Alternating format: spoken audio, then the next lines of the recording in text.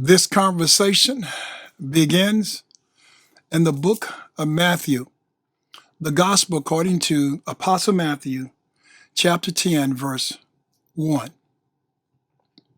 We are losing our sons.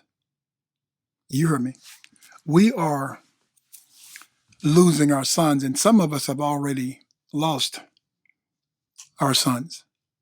And so I've been trying to figure out what's happened. I mean, it just seems to be a strange phenomenon.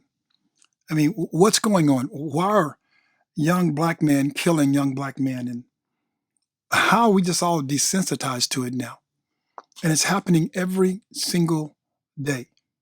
And don't get me wrong, it's not just black on black, it's white on white, Hispanic on Hispanic, it's Asian on Asian. It's a whole cultural thing, seems like, a whole generational thing, where young men are being taken off the face of this earth. I told you, God has never given us permission to remove his image from off the earth. And it's happening every single day. Let's look at what the word said, because I can't find a solution. I mean, I really tried to. I really tried to see what we could do and call a national forum. I mean, I'm serious about this. And I just couldn't see anything that would work. And then I went to the word of God. And we're in the book of Matthew, chapter 10, verse 1. And it reads like this. And when he had called, we're talking about Jesus. And when Jesus had called unto him his 12 disciples, he gave them power against unclean spirits to cast them out and to heal all manner of sickness and all manner of disease. Now go with me to the book of Matthew, chapter 17, verse 14 to 21. That's Matthew, chapter 17, verse 14 to 21. And when they were come to the multitude, there came to him a certain man, kneeling down to him and saying, Lord, have mercy on my son, for he is lunatic and sore vexed, for oftentimes he falleth into the fire, and oftentimes into the water. And I brought him to thy disciples, and they could not cure him. Then Jesus answered and said, O faithless and perverse generation, how long shall I be with you? How long shall I suffer you? Bring him hither to me. Look at this young man as being your sons and your daughters. And every once in a while, they throw themselves into the fire. And every once in a while, they throw themselves into the water, self-sabotaging their future. Your sons, your daughter, my daughter, I mean, our children. And Jesus rebuked the devil. No, hold up, back this up. Jesus rebuked the son. No. And Jesus rebuked the devil. No, hold on. Jesus rebuked the daughter. No. I'll go back and read that again. And Jesus rebuked the devil. That's a very important piece. And Jesus rebuked the devil. And he departed out of him. The devil departed out of the son. And the child was cured from that very hour. Then came the disciples to Jesus apart. They took Jesus around the corner. They didn't want to be in front of the multitude because they had a question. They said, why could not we cast that devil out? And Jesus said unto them, because of your unbelief.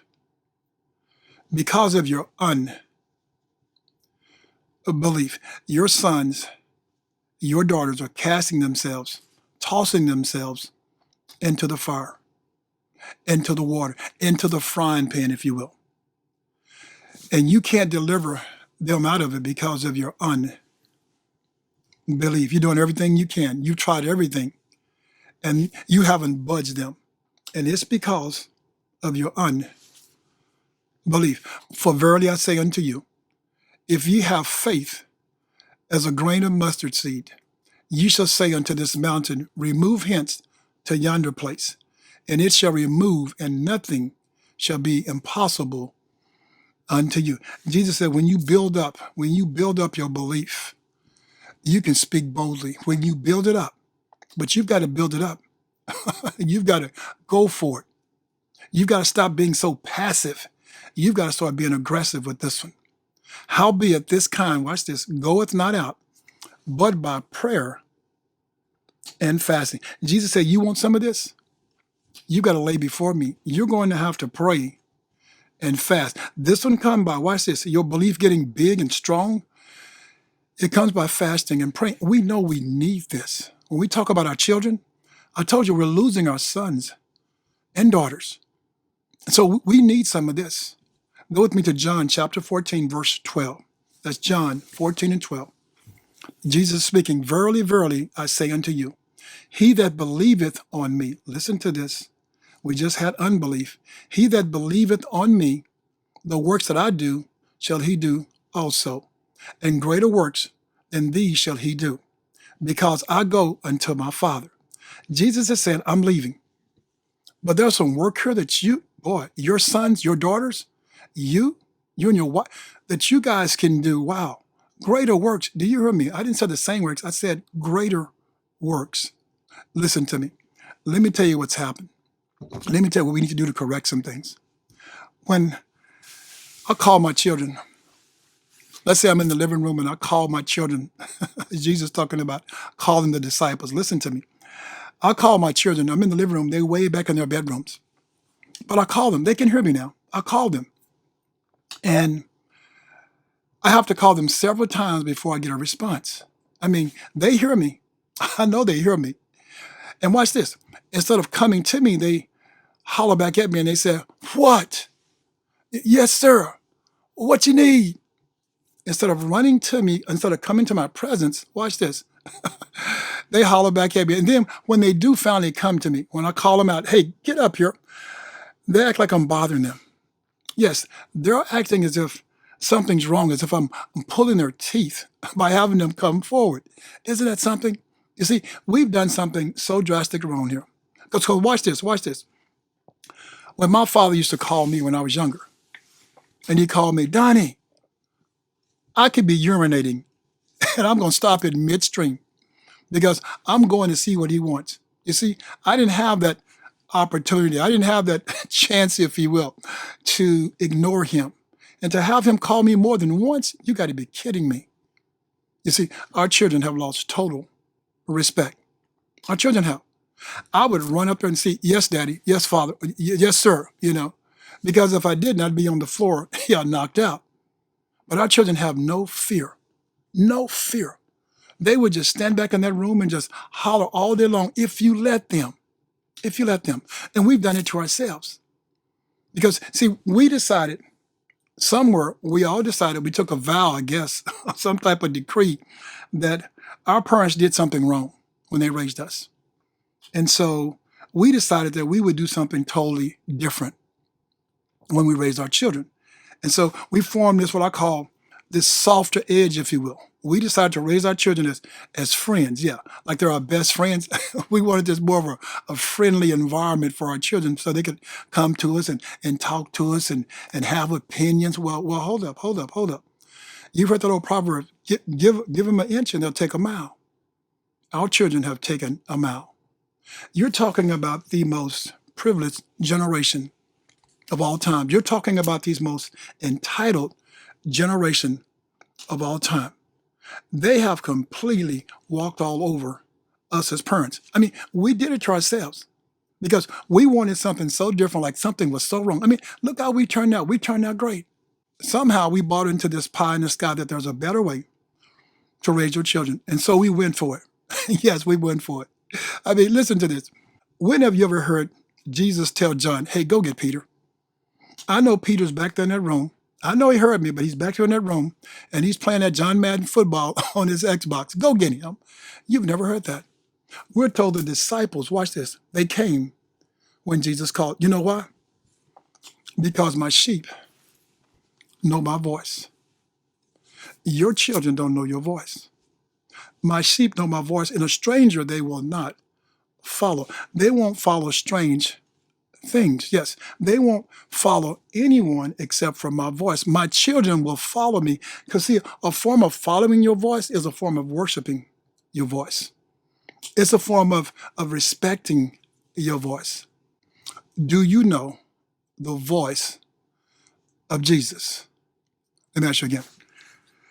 When did you stop following the voice of Jesus? There's a story about 4 shepherds, and they all had a whole lot of sheep. I mean, one shepherd had 1,000, another one had 2,000, another one had 3,000, and one had 452. All 4 shepherds, and all their flocks were mixed in. Now, you know, that's chaos. How are you going to get your sheep out of this whole mix? Well, watch this, watch this. A shepherd makes a noise like skitty, skitty, skitty. And those 452 sheep will line up and follow him. Wow, that's amazing, isn't it? All those sheep mixed in with like 5,000, 4,000 other sheep know their shepherd's voice. Your children should know your voice. I knew my father's voice when I was growing up. Oh, yes, I did. I knew my mother's voice. Our children, they don't know our voice. And the reason why is because, guess what? We're not following the voice of God. We're not raising our children the way we should. And I told you, they're killing each other in the streets. Yeah, they're walking around basically butt naked. I mean, come on. Our children are so vulgar. I mean, I know that this is their culture. This is their generation. Well, I'm telling you, Sodom and Gomorrah wasn't this bad. So this is not a good thing. In Matthew 10:1, when Jesus had called his 12 disciples, watch this. There's 3 points I want to make. He called them, he gave them, and he cast them. He called them, he gave them, and he cast them.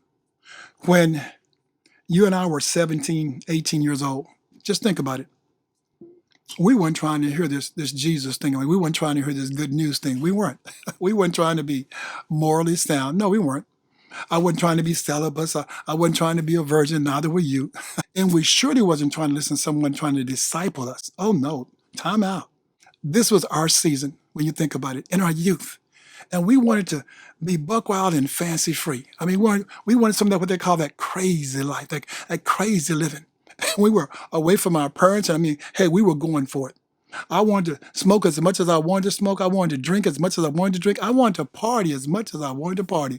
And then I wanted to experiment with sex, watch this, and all kind of the worldly things that this world had to offer. I mean, that's all of us. We wanted to get out here and do our thing. But notice the difference here. When we see Jesus, we see his disciples willingly following him. We're told that Jesus called them and they came a running. See, that's special. They knew their shepherd's voice. They came a running. That's not normal, but watch this, Jesus is not normal. And you shouldn't be normal. You shouldn't become common with your children, is what I'm trying to say. You see, because children will follow real men, real women, real parents. But when you got some play in your life, then your children can see it. They're going to have some play in their life. But men, let me tell you something about your sons. Men will follow men. Yes. We're all willing to be led. And we don't mind if someone's leading us, but it's got to be a real man. It's got to be somebody who's not shucking and jiving or jiving and shucking. When you look at the 12 disciples, I mean, you look at Simon, who's called Peter, you look at Andrew, you look at James, Zebedee, John, Philip, Bartholomew, Thomas, Matthew, you got James, you got Lebbaeus, whose surname is Thaddeus, and then you have Simon, the Canaanite, and Judas Iscariot. You read all those names of all those disciples that's following Jesus, and there's one name that's missing. Always one name is missing in that list, and that name is yours. It's your son's. It's your daughter's name, you see, because they're not following Jesus. And so they're missing from this list. You've allowed that to happen. It happened on your watch. You decided to raise your children just a little bit different. And just a little bit different can be a big deal. It could be a big deal in the mix of this big old world that they live in. If you would raise your children the way Jesus was raising, watch this, raising those disciples. Because most people think those disciples were something so special. They were wealthy. No, let me tell you. They were ordinary men, just like you and I. Ordinary people. They had headaches. Yes. They had good days. They had bad days. They were ordinary people. They'd make mistakes like your children, like you are. But they were just ordinary people. But watch this. But they had this discipline to follow the leader. Yes, your child name is missing on this list. You have to ask yourself, why is your child name missing on this list? What did you do wrong? What did you do differently? And listen to me now. I'm so tired. I'm serious. I'm so sick and tired of us blaming everyone else except for ourselves. Yes, we did it to ourselves. I told you, we're losing our sons and daughters because we're not facing the facts. Watch this. Jesus called his 12 disciples and he gave them, I told you, he gave them power. Now, we all want power. But before we get power, we all want to be called. It's like, Jesus, please call on me. Yeah, don't call me out. Call on me before you call me up, but don't call me out. I don't want you to confront me like that. You see, the disciples took him around the corner and asked him that question, why couldn't we cast that devil out? Nobody wants to be called out. Sometimes you need to be called out. Yes, if you're not calling, watch this. When he calls you, and Jesus has called all of us, when he came into this earthly realm, he called all of us because he came for the cause of all of us. And so when he calls, if you're not calling back, if you're not following him and accepting him as your Lord and Savior, wow, you're not answering the call. That's the problem. Our sons and daughters, they haven't answered the call. And I don't care what anyone says. Lip service don't mean nothing if it's not in your heart.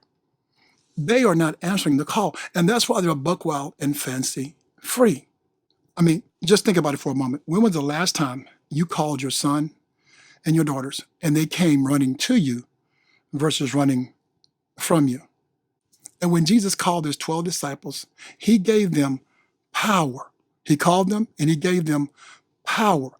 Everybody wants power because power, and what's this? Power is power. I mean, come on, it's controlling, it's a force, it's influence, it's authority. I mean, who wouldn't want power? I mean, everybody respects power.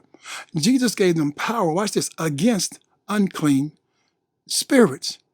Wow. Unclean spirits, not clean spirits, unclean spirits. He didn't give them power, watch this, to go get a new car. No. He didn't give them power to go get a new house. No. To go get more money. No. To go get more clothes. No. He gave them power, yes, over the devil. He says, I'm going to give you power, watch this, against unclean spirits. Yes. You see, this unclean spirit, this is the dirty hater. This is the dirty devil. I mean, he's fighting dirty. I'm telling you. Now, I don't mind fighting an unclean spirit. Well, hold up. I don't mind fighting the devil, but give me a clean spirit. Give me a clean devil. Give me a devil who uses cologne and takes a bath and put on fresh clothes. But a dirty devil, an unclean spirit? I'm just messing with you. I mean, come on. A spirit is a spirit. Jesus gives them power to fight against unclean spirits. You better understand the fight that you're in.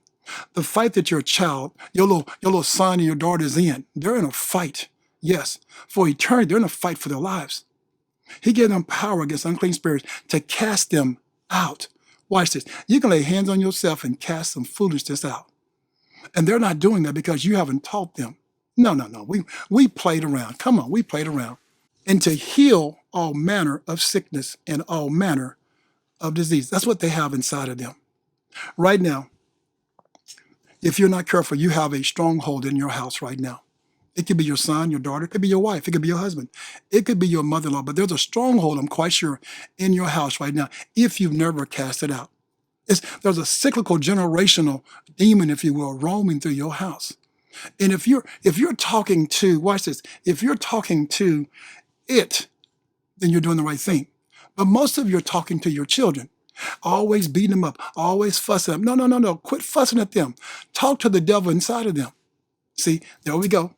Most of you refuse to cast out that devil. You know why? Because you're saying, no, my son got an anger problem. No, he has ADHD. My son, no, he's bipolar. Well, hold up. Your son has a demon. No, Donnie, my son has an anger problem. I'm telling you, no. I'm sorry. Some of your son and daughters have unclean spirits. And you need to speak to that spirit. Jesus didn't speak to the lunatic son. He spoke to the devil inside the son. And that's where we're going wrong. That's why they don't mind killing each other. Because it's not them, it's a spirit. We've got to cast these spirits out. I'm telling you, I would love to. I'm serious.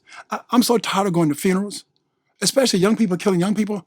I want this kind of power. I want my child to have this kind of power. So my thing is, let's go get our sons.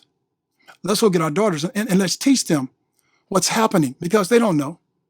Let's be for real. They don't know. They don't have a clue. They're so busy tied to this world because that's what's going on. This world is pulling them out because you don't have any holy word inside your house that keeps them in. I'll say it again. This world is pulling them out because you don't have the holy word inside of your house to keep them in. And so they're moving with their peers. They're moving with this world. I'm telling you, I want the kind of power, yes, to fight this dirty demon we have to fight. Oh, yeah, that your children have to fight. I mean, it's a dirty demon. He has dirty tactics. Yeah, I'm serious. He's a venomous creature. I mean, he's here to fight. He's here to kill, steal, and destroy. That's what he's here to do. And you're leaving your kids defenseless because you're not teaching them. Starting this night, start praying. Yeah, rebuke that demon inside of your child. I don't care whatever you have to do, start praying for that unclean spirit inside of your child, inside of yourself. Lay hands on yourself. I'm telling you, we need this kind of power, the casting out kind of power. That's what we need. We need that type of belief that we can do it. I want to be able to go to a hospital, yes, and lay my hands on the building on the outside. Don't even go in. Lay my hands on the building and everybody inside gets up because they're healed and they walk out. That's the kind of power Jesus has left for us. And we're not in contact with it. We're not using it. No. We're moving away from it because we're scared of it, I think. I think we're afraid of it. I really do. Your son, your daughter life depends on you stepping up to the plate, putting on your big boy britches, your big girl britches, and really laying before God. Yes, fasting and praying because this kind of deliverance, yes. And that's what you're doing, by the way. You're praying, Father, deliver my son. Father, bless my son. Father, help my son. No. Stop all that. No, Father, remove that unclean spirit out of my son. Get that demon out of my son. Pray. You better start praying and stop playing because that's what you've been doing. Because our sons and daughters are running around here making all kinds of excuses, especially our sons. Our sons are quitting. Don't you see it? They're quitting. They're walking out. They don't want to work. They just want to lay around.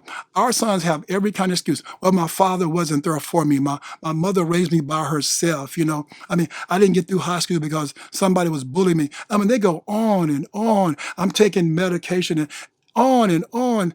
I'm serious. Guys, please stop that foolishness. I was an orphan. Okay, life happened. I was raped. I was molested. I get it. Bad things happen to good people. But don't stop. Keep moving. Keep pushing forward. I'm so tired of going to all these funerals. I'm serious. I'm tired of it. And we don't have to if we all team together. If we all pray for the same thing, everything we're doing is disturbing our rest. I mean, come on. Every disease, every sickness, when we talk about touching the hospital, that's sickness. Every disease is making us all diseased. Mental health issues are on the rise. Watch this. Spirituality, it has a disease. Financial, you have a disease in. Alcohol is a disease. Drugs or a dependent is a disease. Everything is a disease. And watch this. When things become a disease, we become displeased. Yes, we become disheartened. We become depressed. People become suicidal. Jesus taught his apostles how to pray, how to believe, how to have faith. When you go look at the Word of God, go look at all the miracles that the apostles performed. Peter walking on water. Just think about it. Peter and John healing a lame man. Paul cursed and blind the blasphemous Elymas, the sorcerer. Paul and Barnabas healed the crippled man who had faith. Paul and Silas cast out a demon out of the fortune-telling slave girl. These men, young men, performing miracles. And I'm looking at our sons and daughters, and they're like running away.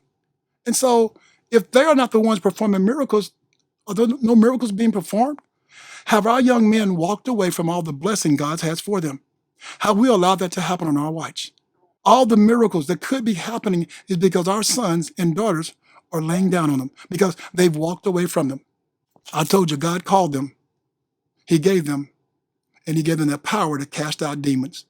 I pray that you start teaching your children, your grandchildren, how to cast out unclean spirits. Even if it's you laying hands on your own grandchildren, you laying hands on yourself, and you casting out those things. Yeah, that be not a part of God. I pray that you keep them in focus of Romans 10 and 9, confessing and believing that Jesus is Lord and that God has raised him from the dead. Be blessed and be powerful and be a believer, believing that all things are possible. And go out and save your children and save your grandchildren. Save your wife. Yes, lay hands on yourself and save yourself. And tell Satan to back up off of you, you toothless devil.